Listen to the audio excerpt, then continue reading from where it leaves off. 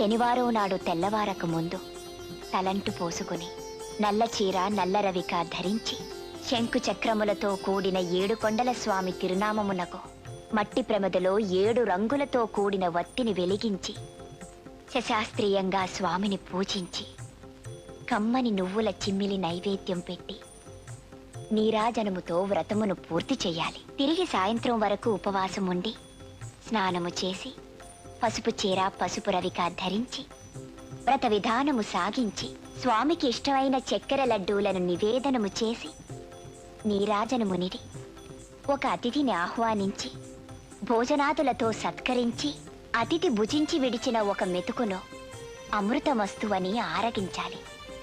అప్పటికి ఆనాటి శనివార వ్రతం పూర్తవుతుంది. ఈ విధంగా 7 శనివారములు వ్రతమును చేసినచో ఉద్దేశించిన సత్ఫలమును పొందగలరు.